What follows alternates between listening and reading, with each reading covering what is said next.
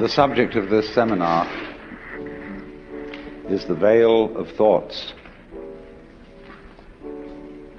And following out the theme that somebody once suggested by saying that thought is a means of concealing truth,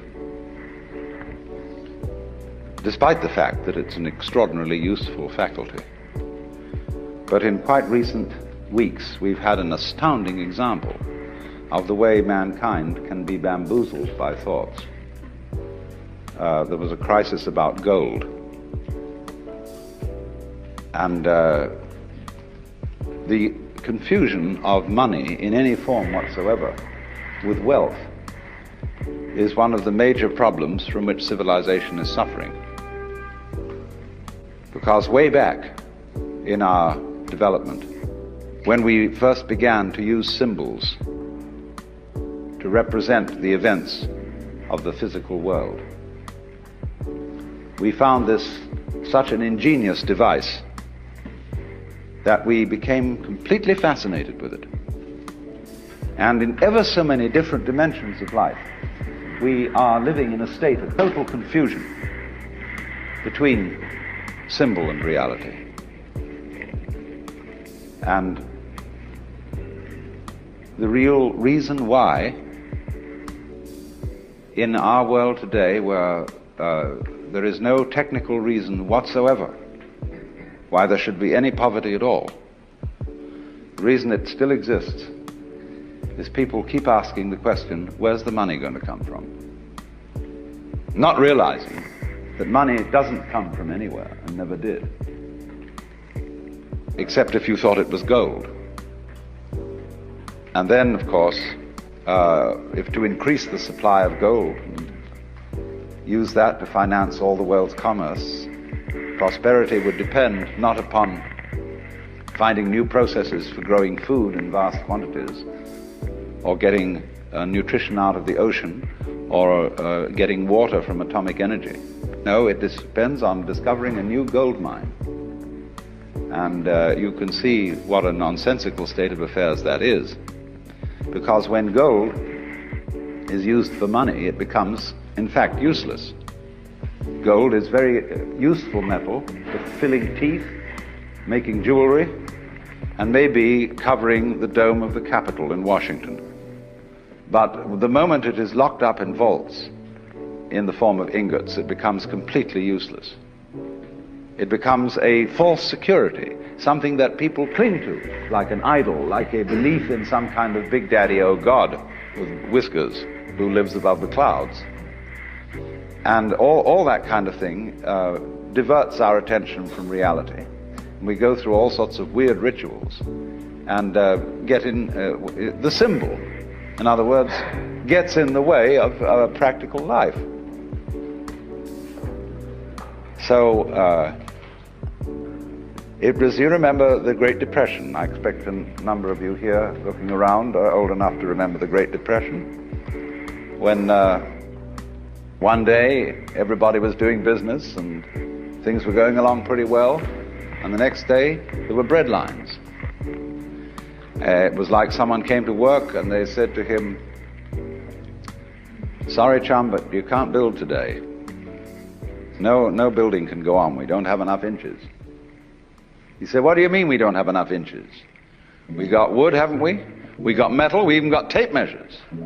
He said, "Yeah, but you don't understand the business world. We just haven't got enough inches, just plain inches. We've used too much of them." And that's exactly what happened when we had the Depression. Because money is something of the same order of reality as inches, grams, meters, pounds, or lines of latitude and longitude. It is an abstraction. It is a method of bookkeeping to obviate the cumbersome procedures of barter. But our culture, our civilization, is entirely hung up on the notion that money has an independent reality of its own. And this is a very striking, concrete example of what I'm going to talk about, of the way we are bamboozled by our thoughts, which are symbols, and what we can do to become unbamboozled, because it's a very serious state of affairs. Most of our political squabbles are entirely the result of being bamboozled by thinking. And it is to be noted that as time goes on, the matters about which we fight with each other are increasingly abstract. And the wars fought about abstract problems get worse and worse. We are thinking about vast abstractions, ideologies called communism, capitalism, all these systems, and paying less and less attention to the world of physical reality, to the world of earth and trees and waters, people, and so are, in the name of all sorts of abstractions, busy destroying our natural environment. Wildlife, for example, is having a terrible problem continuing to exist alongside human beings. Another example of this fantastic confusion is that not so long ago, the Congress voted a law imposing stern penalties upon anyone who should presume to burn the American flag. And they put this law through with a great deal of patriotic oratory and quoting of poems and so on about Old Glory, ignoring the fact entirely that these same congressmen, by acts of commission or omission, are burning up that for which the flag stands. They are allowing the utter pollution of our waters, of our atmosphere, the devastation of our forests, and the increasing power of the bulldozer to bring about a ghastly fulfillment of the biblical prophecy that every valley shall be exalted, every mountain laid low, and the rough places plain. But you see, they don't notice the difference between the flag and the country. Or as Korzybski pointed out, the difference between the map and the territory. Now, however, I think we should begin by talking a little bit about, when we use the word physical reality as distinct from abstraction, what are we talking about? Because you see, there's going to be a fight about this, philosophically. If I say that the final reality that we're living in is the physical world, a lot of people will say that I'm a materialist, that I'm unspiritual, and that I think too much of an identification of the man with the body.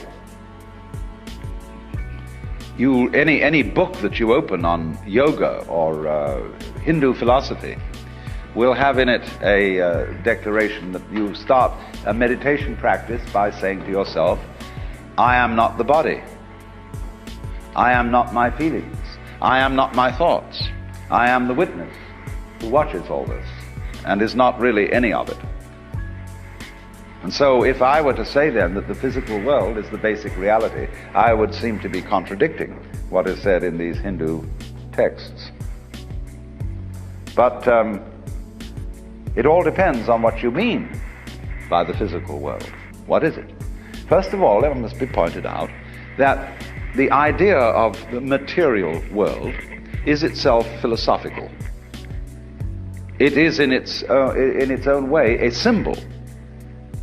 And so if I take up something that is generally agreed to be something in the material world, and I argue that this is material, of course it isn't.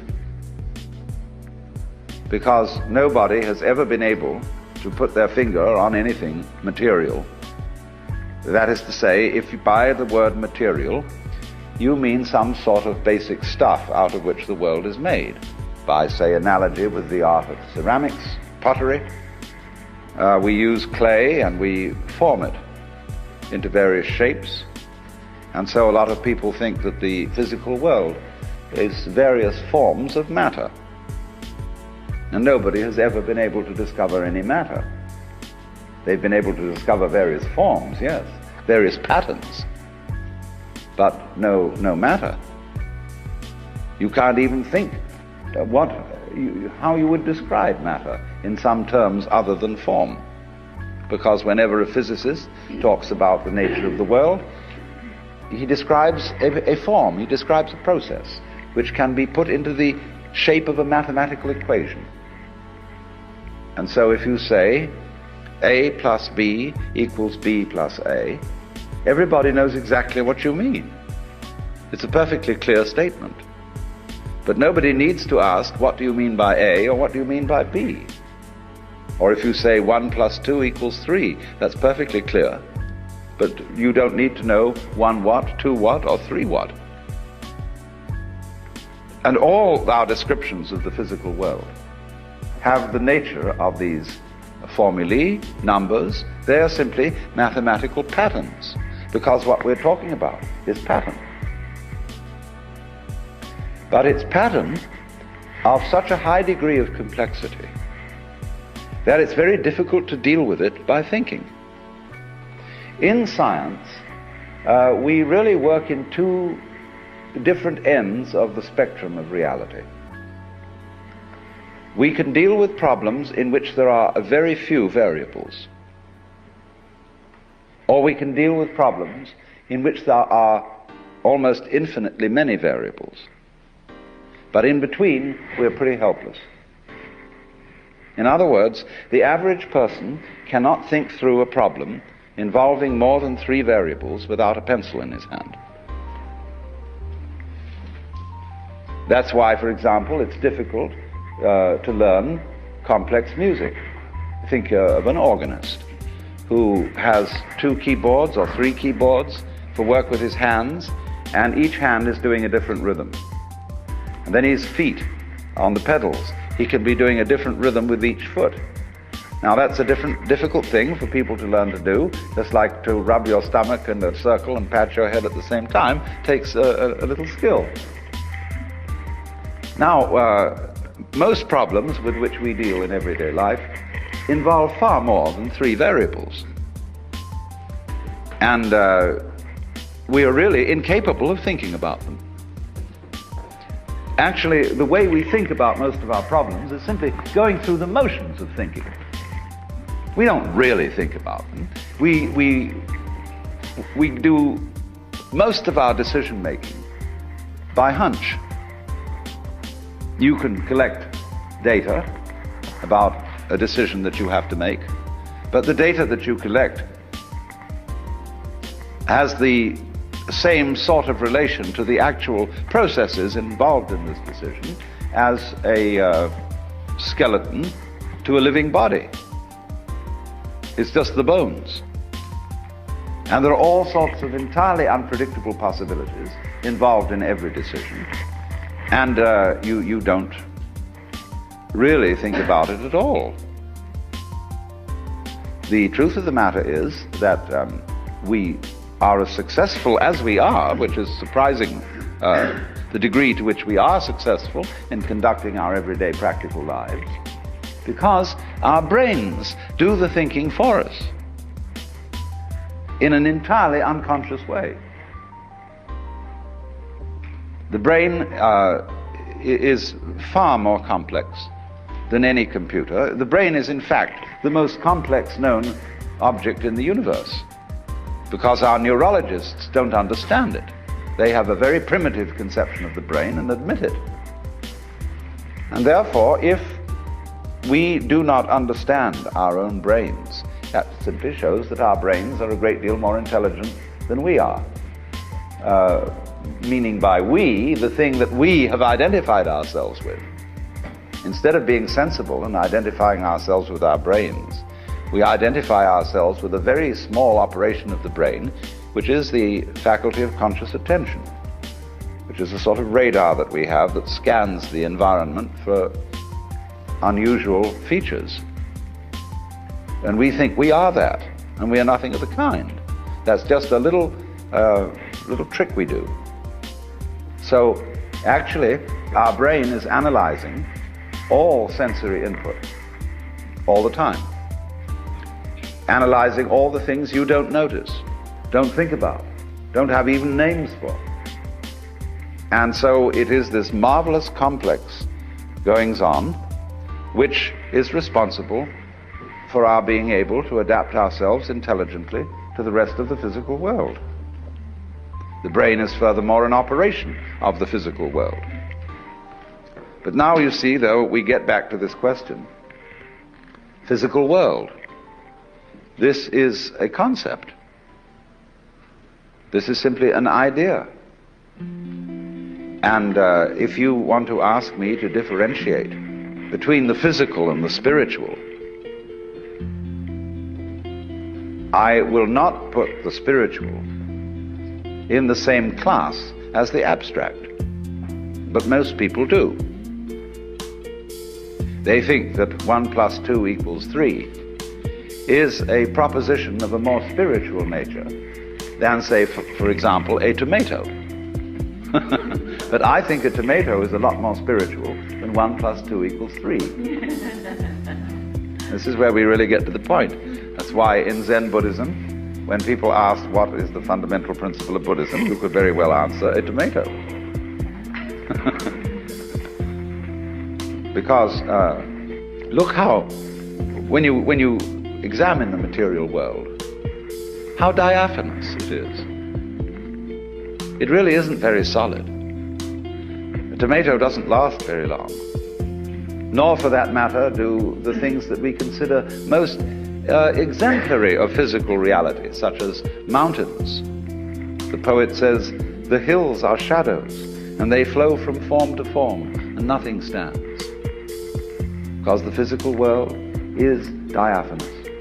It's like music. When you play music, it simply disappears. There's nothing left. And that, for that very reason, it is one of the highest and most spiritual of the arts, because it is the most transient. And so, in a way, you might say that transiency is a mark of spirituality. A lot of people think the opposite, that the spiritual things are the everlasting things. But you see, the more a thing tends to be permanent, the more it tends to be lifeless. Nothing is so dead as a diamond. And yet, this imagery, the idea of the most mineral objects being the most permanent, and so they get associated with the spiritual. Jesus Christ is called the Rock of Ages. And even the Buddhists have used the diamond, the Vajra, as an image of the fundamental reality of the universe. But the reason why they used diamond was not that it was hard, but that it was completely transparent, and therefore afforded a symbol of the void, which everything fundamentally is. Not meaning that there simply is nothing there, but the void means that you cannot get any idea which will sufficiently define physical reality. Every idea will be wrong, and in that sense it will be void. So then, the physical world, we can't even find any stuff out of which it's made. We can only recognize each other, and I say, well, I realize that I met you before and that I see you again. But the thing that I recognize is not anything really except a consistent pattern. Let's suppose I have a rope, and this rope begins by being manila rope. Then it goes on by being cotton rope. Then it goes on with being nylon. Then it goes on with being silk. So I tie a knot in the rope, and I move the knot down along the rope. Now, is it as it moves along the same knot or a different knot? We would say it was the same, because you recognize the pattern of the knot. But at one point it's manila, at another point it's cotton, at another point it's nylon, and another it's silk. And that's just like us. We are recognized by the fact that one day you face the same way as you did the day before. And people recognize your facing. So they say that's John Doe or Mary Smith. But actually the contents of your face, whatever they may be, the water, the carbons, the chemicals, are changing all the time. You're like a whirlpool in a stream. The stream is doing this consistent whirlpooling, and we always recognize, like at the Niagara, the whirlpool is one of the sights. But the water is always moving on. And we are just like that, and everything is like that. So there's nothing in the physical world that is what you might call substantial. It's pattern. And this is why it's so spiritual. To be non-spiritual is not to see that. In other words, it is to impose upon the physical world the idea of thingness, of substantiality. That is to be, in the sense that the Hindus use it, that is to be involved in matter, to identify with the body.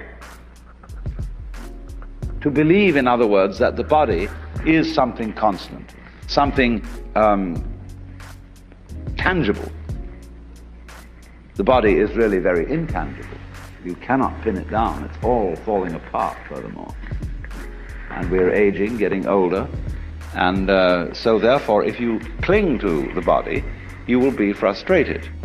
So the whole point is that the material world, the world of nature, is marvelous, so long as you don't try to lean on it, so long as you don't cling to it. And if you don't cling to it, you can have a wonderful time with it. Let's take for a very controversial issue. All spiritual people are generally against lovemaking. Ramakrishna used to speak about the evils of woman and gold. I've already demonstrated the evils of gold. But what about the evils of woman? In my point of view, yes, women can be a source of evil if you attempt to possess them. I mean, if you can say of another person, I love you so much I want to own you, and really tie you down and call you, well, it's like that poem of Ogden Nash where someone claimed that he loved his wife so much that he climbed a mountain and named it after her. Called it Mount Mrs. Oswald Tregennis.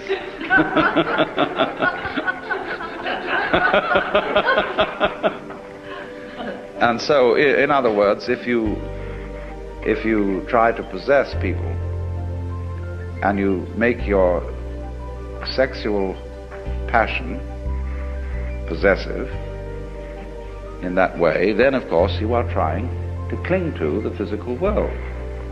But you see, women are in a way much more interesting if you don't cling to them, if you let them be themselves and be free. And in my opinion, you can have a very spiritual sex life if you are not possessive. But if on the other hand you are possessive, then you're in trouble. So, but you know, the average Swami won't agree with that, because he confuses, by thinking that the body that I touch is something evil. He's hung up with it. It's like the story of the two Zen monks who were crossing a river, and it was the ford was very deep because of the flood, and there was a girl trying to get across. And one of the monks immediately picked her up, threw her over his shoulder, and carried her across, put her down on the other side, and then the monks went one way and she went another. And the other monk had been in a kind of embarrassed silence, which he finally broke, and he said, "Do you realize that you broke a monastic rule by touching and picking up a woman like that?" And he said, "Oh, but I left her on the other side of the river and you're still carrying her."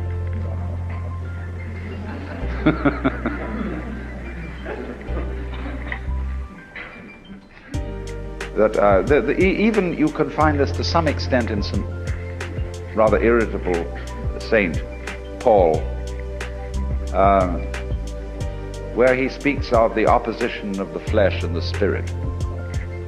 Now, this word, sarx, in Greek, the flesh, as he uses it, is really, as Berjayev points out, it's a spiritual category.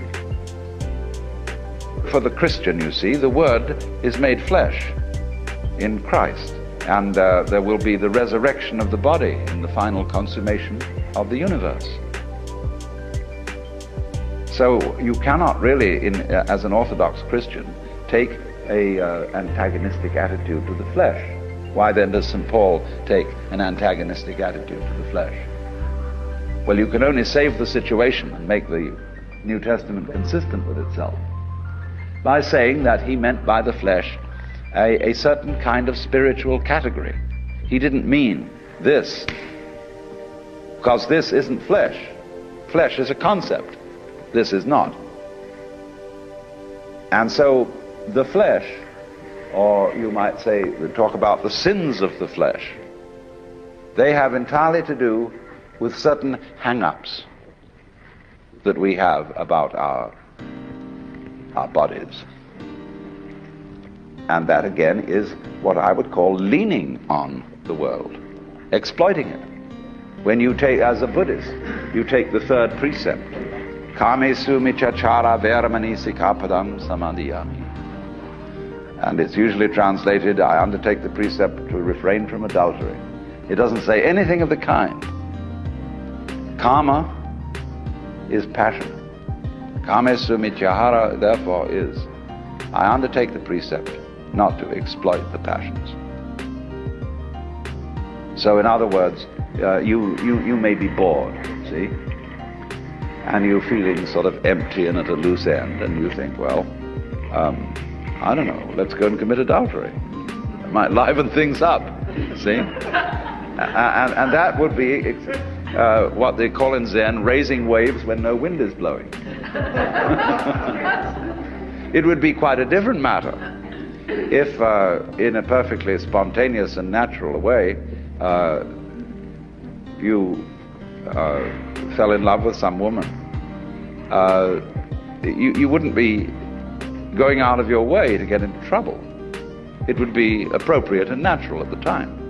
Or in the same way, a lot of people, instead of saying, let's commit adultery, when they feel sort of bored, they say, let's go and eat something.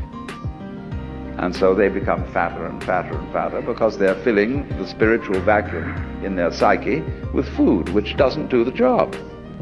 It's not the function of food to fill spiritual vacuums. So in this way, one exploits the appetites or the passions. So likewise also the fifth precept, Sura Merya Majjapamadhatana, is the list of intoxicating substances.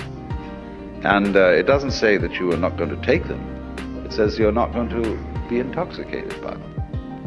In other words, a Buddhist may drink but not get drunk. I don't know how that applies to psychedelics, but that's another story. So one might say then that we are confused through and through about what we mean by the material world. And what I'm first of all doing is I'm just giving a number of illustrations which show how confused we are. And let me repeat this to get it clear, because it is rather complicated. In the first place, we confuse abstract symbols, that is to say numbers and words and formulae, with physical events, as we confuse money with consumable wealth. In the second place, we confuse physical events,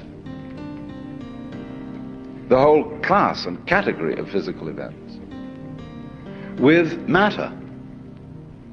But matter, you see, is an idea, it's a concept. It's the concept of stuff, of something solid and permanent that you can catch hold of.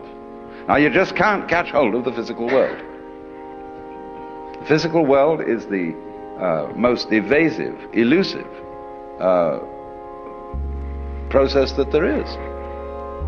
It will not be pinned down. and therefore it fulfills all the requirements of spirit. So what I'm saying then is that the non-abstract world, which Korzybski called unspeakable, which was really a rather good word, is the spiritual world. And the spiritual world isn't something kind of gaseous, abstract, formless, in that sense of shapeless. It's formless in another sense. The formless world is the wiggly world. There really is no way that the physical world is. In other words, the nature of truth. I said in the beginning, somebody had said that thoughts were made to conceal truth. This is the fact, because there is no such thing as the truth that can be stated. In other words, ask the question, what is the true position of the stars in the Big Dipper? Well, it depends where you're looking at them from. And there is no absolute position. So in the same way, accountants, a good accountant will tell you that any balance sheet is simply a matter of opinion.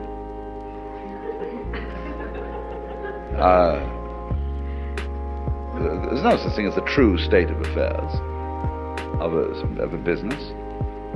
But we're all hooked on the idea that there is, you see, an external objective world which is a certain way, and that it really is that way. History, for example, is a matter of opinion.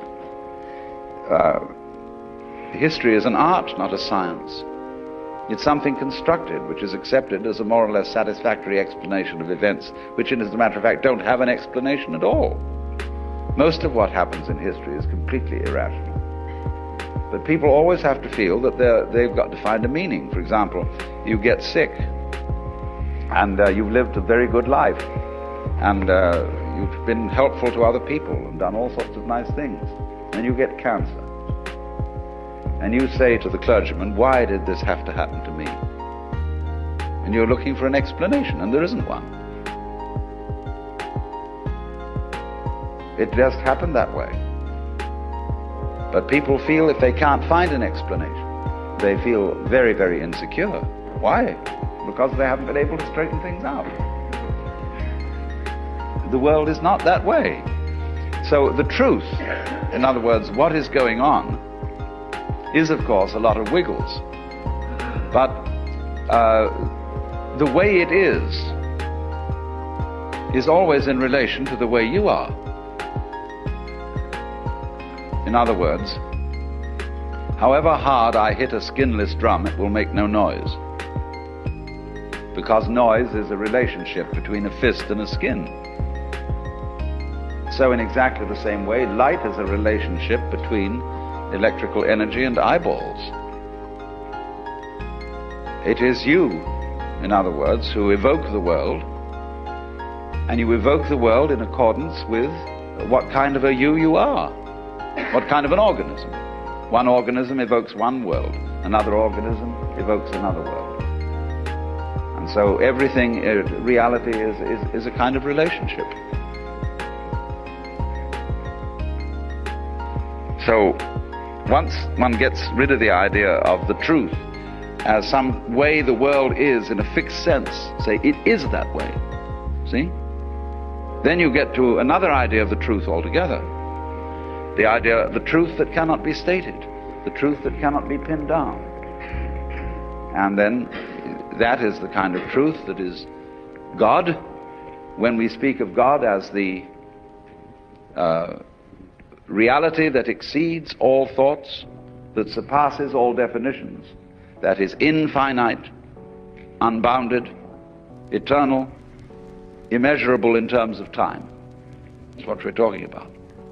We're not talking about a gaseous vertebrate or a huge, vast void without any wiggles in it. All gas. We put it another way altogether. The truth that cannot be pinned. Well, now in the first talk I was explaining that the theme of this seminar was the problem of how thoughts protect us from truth. and what to do about it, showing various ways in which the symbolizing process, which we call thinking, the use of signs, words, symbols, numbers to represent what's going on in the external world or the world of nature, leads us into a curious confusion, that we confuse the symbolic process with the actual world. And the temptation to do this arises from the extraordinary relative success that we have had in controlling the world of nature with the power of thought. But I don't know if it's ever struck you that we really don't know whether we have successfully controlled it or not. It could be argued, a very strong case could be made, that the entire intellectual venture of civilization has been a ghastly mistake, and that we are now on a collision course, and that all the vaunted benefits of intelligence, technology, and all that is simply going to draw the human race to an extremely swift conclusion. Of course, that might not be a bad thing. I've sometimes speculated on the idea that all stars have been created out of planets, and that these planets developed high civilizations which eventually understood the secrets of nuclear energy and naturally blew themselves up. And in the process, these stars flung out lumps of rock as they blew up, which eventually spun around them and became planets all over again. And that this is the actual method of genesis of the universe, which would accord, of course, with the Hindu cosmology, where it is where time and the events in time are invariably looked upon as a process of progressive deterioration through the cycles of each kalpa, in which things get worse and worse as time goes on, until it can't stand itself anymore, and it blows up, and after a period of rest and recuperation, begins all over again. Why do we somehow have a distaste for a theory of time which runs in that direction? I mean, would you rather have a rhythm that goes or the one that goes see? I mean, which is it?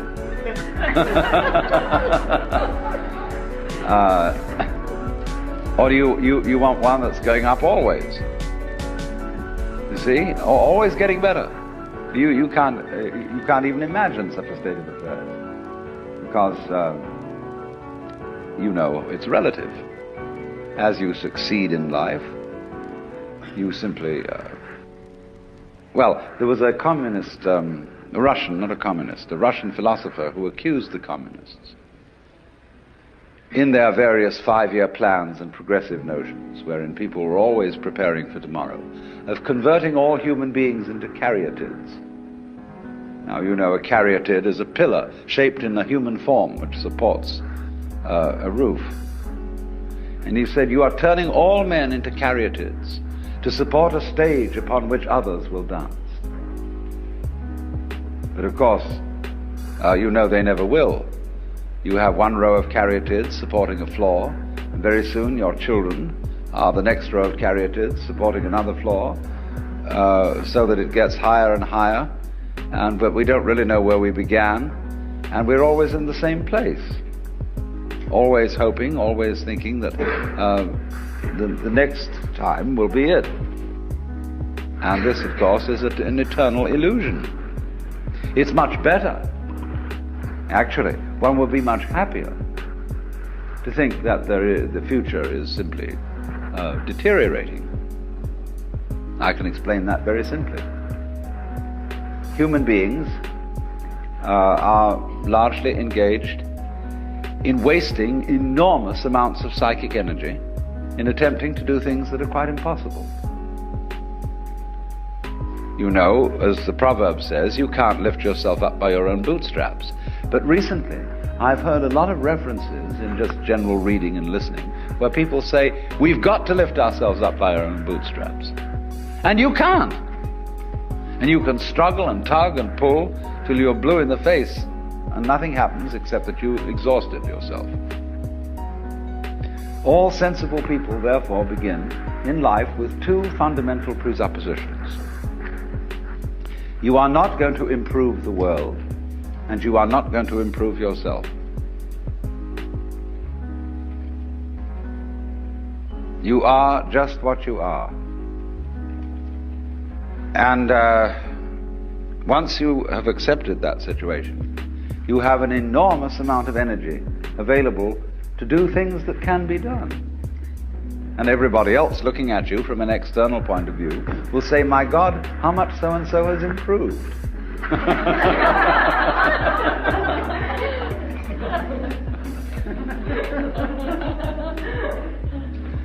But I know, I mean, hundreds of my friends are at work on enterprises to improve themselves by one religion or another, one therapy or another, this system, that system, and I'm desperately trying to free people from this. And I suppose that makes me a messiah of some kind. But the thing is that you can't do it. One very simple reason, which I think most of you are by now familiar with, is that the part of you which is supposed to improve you is exactly the same as that part of you which needs to be improved. In other words, there isn't any real distinction between bad me and good I, between the higher self, which is spiritual, and the lower self, which is animal. It's all of a piece. You are this organism, this integrated, fascinating energy pattern. And as Archimedes said, give me a fulcrum and I will move the earth, but there isn't one. It's like, you know, betting on the future of the human race. If I were really smart, I would lay a bet that the human race will destroy itself, because in practical politics one realizes that nothing is going to work out right. No candidate I've ever voted for ever won the election. So, but the trouble is there's nowhere to place the bet. And so, since I can't place the bet anywhere, I'm involved in the world and must perforce try to see that it doesn't blow itself to pieces. But the thing, I once had a terrible argument with Margaret Mead. She was holding forth one evening on the absolute horror of the atomic bomb and how everybody should immediately spring into action and abolish it. But she was getting so furious about it that I said to her, you know, you scare me, because I think you're the kind of person who will push the button in order to get rid of the other people who were going to push it first. And she told me that I had no love for my future generations, no responsibility for my children, that I was a phony Swami who believed in retreating from facts. But I maintain my position. Robert Oppenheimer, a little while before he died, said that it's perfectly obvious that the whole world is going to hell. The only possible chance that it might not is that we do not attempt to prevent it from doing so. Because you see, all the troubles going on in the world now are being supervised by people with very good intentions.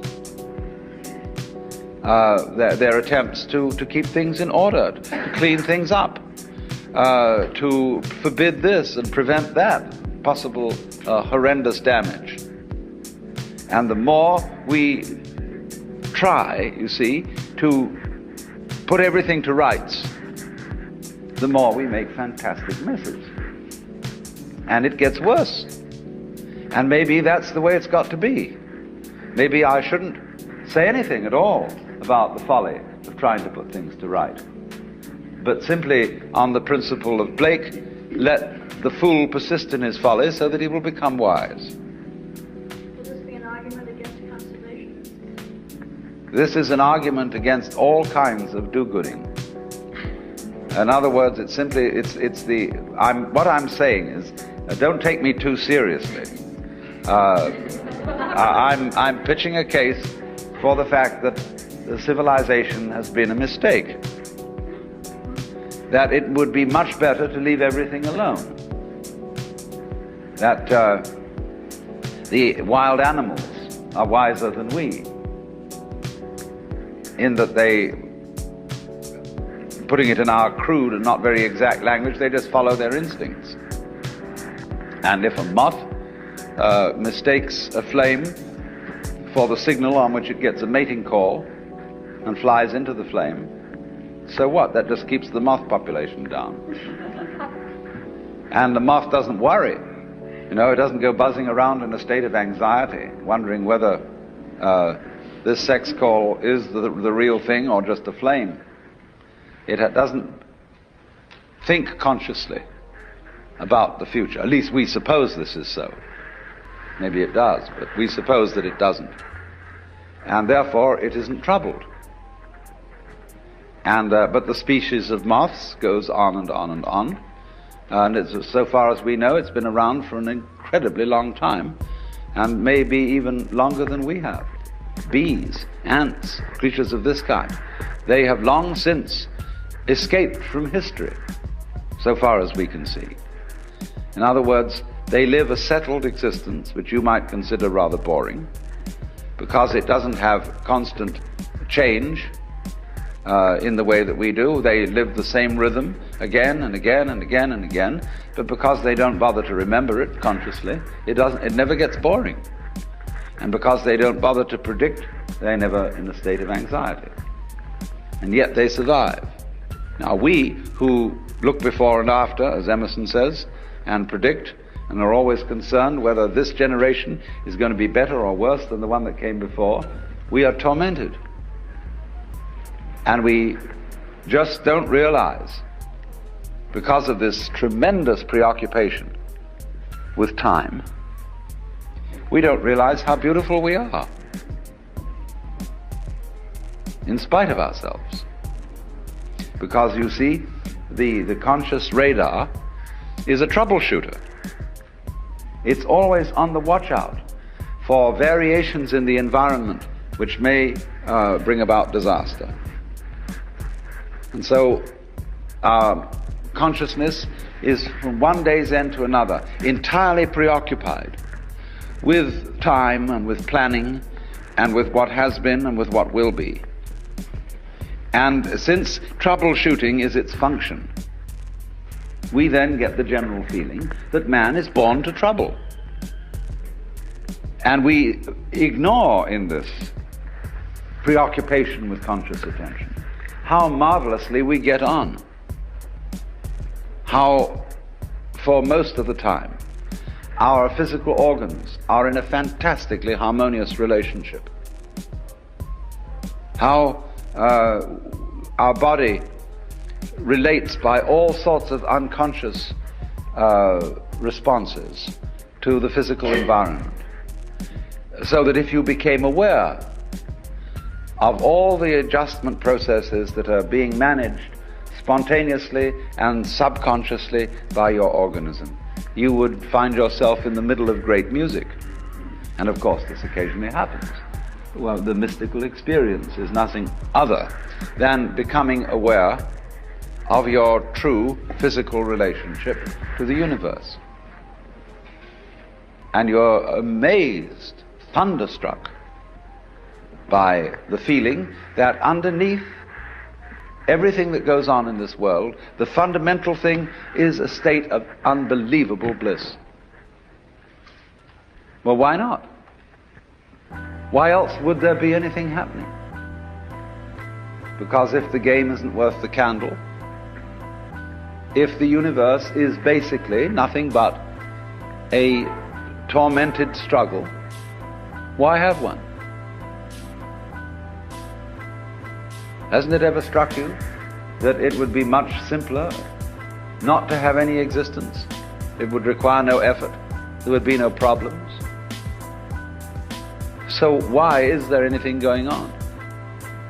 Let me say, not why, but how is there anything going on? Because if it's all fundamentally a drag, I just don't see any reason for its being.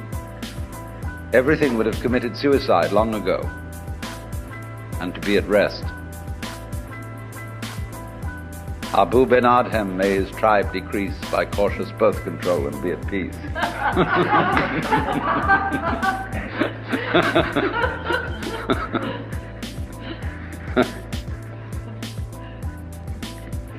So, we might work on this possibility, then, that civilization is a mistake, and that we've taken completely the wrong track, and should have left things to nature, as it were. And of course, this is the same problem that is brought up in the book of Genesis. Actually, the fall of man in Genesis is his venture into technology, because in the Bible, the Hebrew words for the knowledge of good and evil are connected with techniques. What is technically expeditious and what is not. Words connected with actually metallurgy. And to be as God, you see, when you eat of the fruit of the tree of knowledge and you become as God, means you think you're going to control your own life. And God says, okay, baby, you wanted to be God, you try it.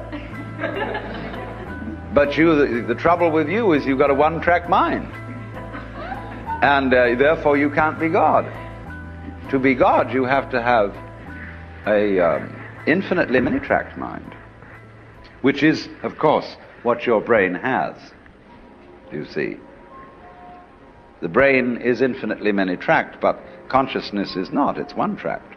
As we say, you can only think of one thing at a time. And you cannot take charge of the universe with that kind of a consciousness, because there's too much of it. As I explained before, too many variables. And our science can take care of a few variables, or of an enormous number of variables, as in quantum mechanics, by statistical methods. As we can use statistical methods to predict that most people will live to be 65 years old, at least, but we cannot say of any given individual whether he will live to 65 or not. That's what we wanted to know. But the problem is that the variables on each individual are too complicated. And we have not yet, you see, developed a science which can deal with, say, 50, 100, or 500 variable systems. It's too complicated to think about. The computers are going to help us. But as yet, we're either on the low number or the extremely high number. And these are outside the range of the problems with which we're really concerned. That's why, for example, a lot of people have taken to using the I Ching, the Book of Changes. Because if you're tossing a coin to make your decisions, and everybody does fundamentally make their decision by tossing coins, it's better to have a 64-sided coin than a two-sided coin. The I Ching gives you 64 possibilities of approach to any given decision instead of just two, yes or no. It's based on yes or no, because it's based on the yang and the yin. But in the same way that computers, digital computers, use a number system which consists only of the figures 0 and 1, out of which you can construct any number. And this was invented by Leibniz, who got it from the Book of Changes. It's amazing how this book is somehow always with us. But this then is a way of helping your own multivariable brain arrive at decisions, cooperating with your own mind. Because then again, after you've tossed your 64-sided coin, the oracle that you read that explains each particular hexagram in the Book of Changes is a sort of Rorschach blot. It is very laconic remarks into which everybody reads just exactly what they want to read. But that helps you make a decision by the fact that you don't really have to accept responsibility for it. See, then you can say, it told me. I consulted the oracle. Same way when you go to a guru. You say, my guru is very wise and he has instructed me to do this, that and the other. But it was you who decided on this guru. How did you know he was a good one?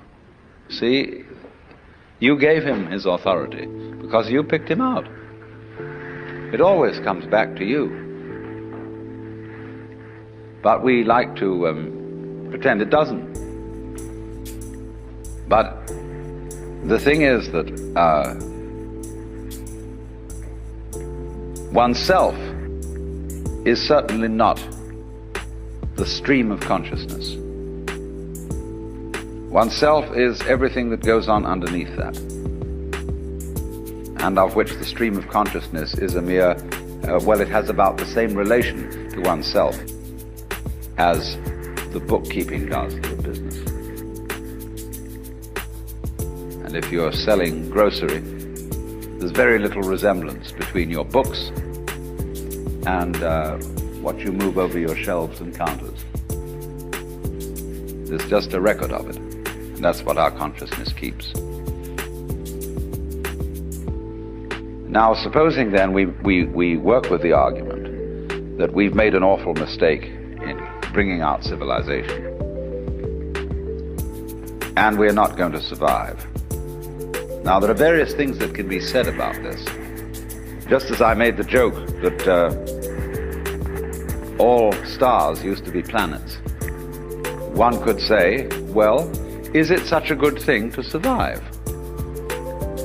You know T.S. Eliot's Wasteland, where it says, this is the way the world ends, not with a bang but a whimper.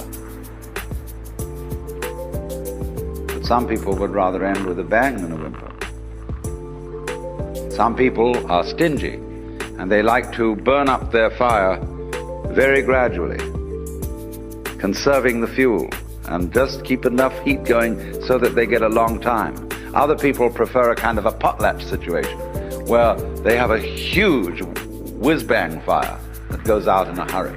Now, who is right? Do you want to be a tortoise? You know, a tortoise that lives for hundreds of years, but drags itself around all the time, very slow, solemn? Or would you rather be some little hummingbird? Yeah, hummingbird, that's the thing.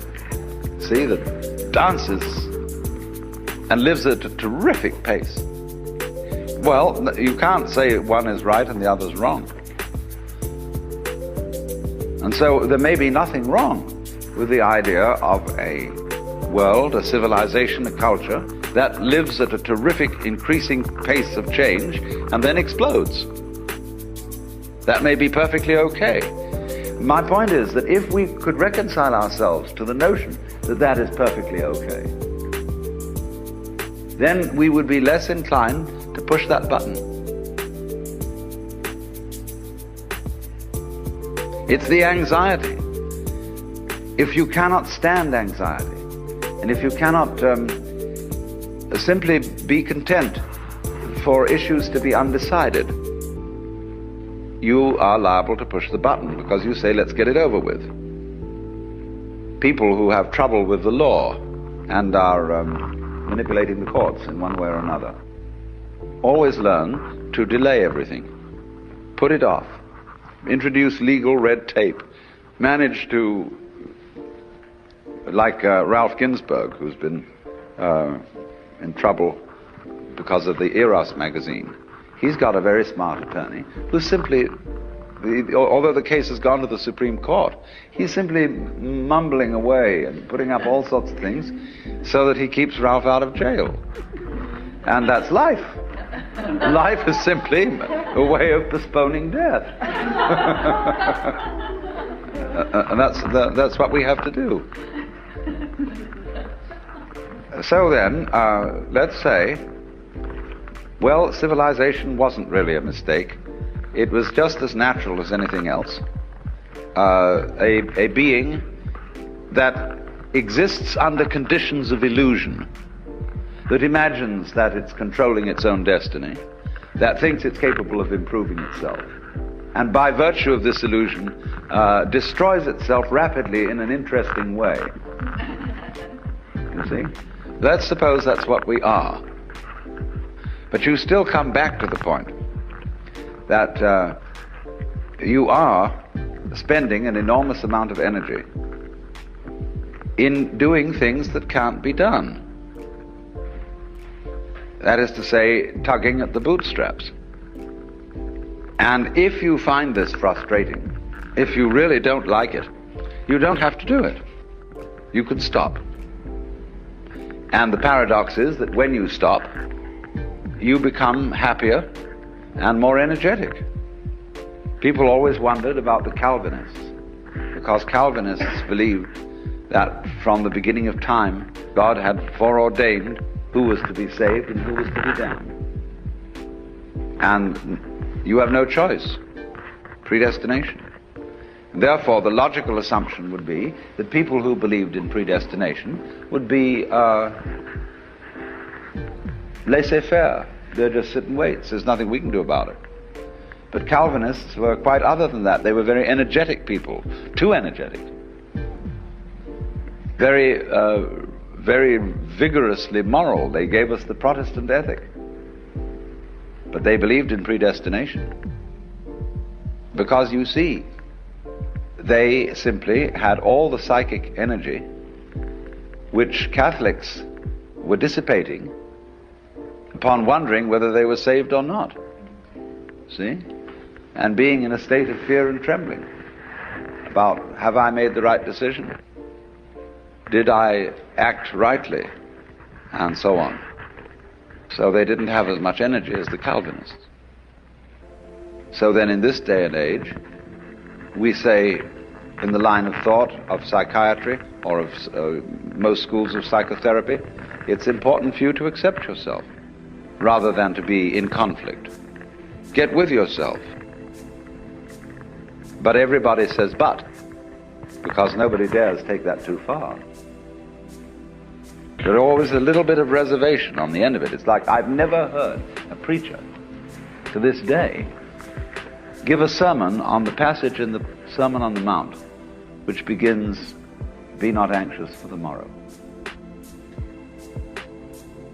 They do occasionally refer to it and say, well, that's all very well for Jesus. But the actual putting into practice of this, nobody will agree with. They say it's not practical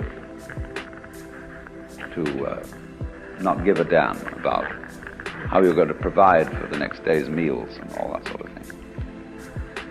But it is practical. It's much more practical than what we're doing. If you mean by practical that it has survival value. Only, I want to point out that this is a kind of a two-step way. You see, the first step is not being anxious for the morrow. Not dreaming for one moment that you can change anything or improve anything. Which of you, by being anxious, can add 1 cubit to his stature? You see? But this, just like the belief in predestination, has an unexpected consequence.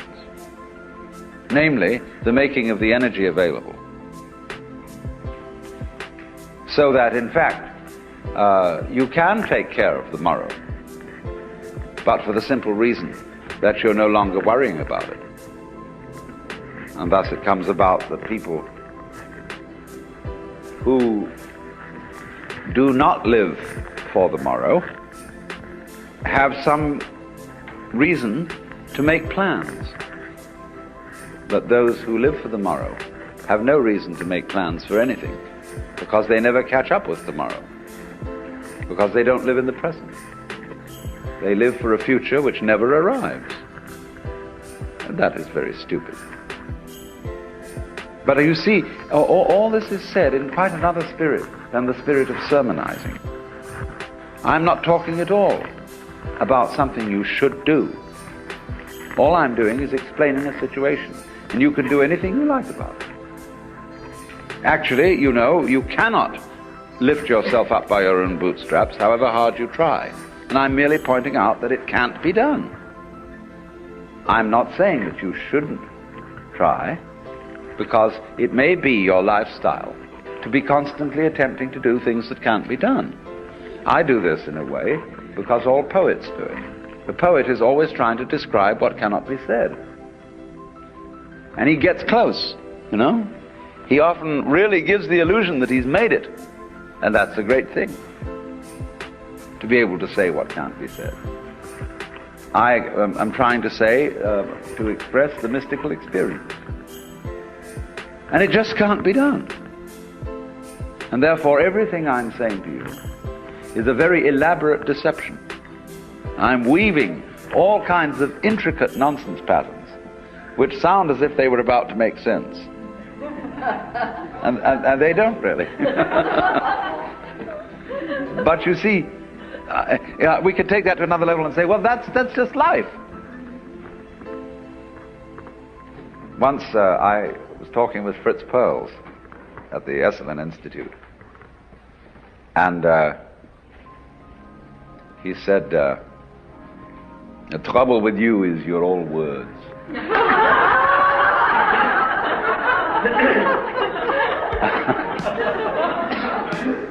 Why don't you practice what you preach?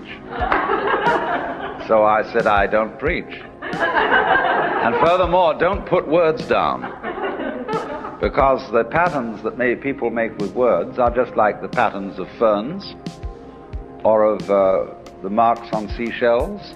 They are a dance, and they're just as much a legitimate form of life as flowers. He said, you're impossible.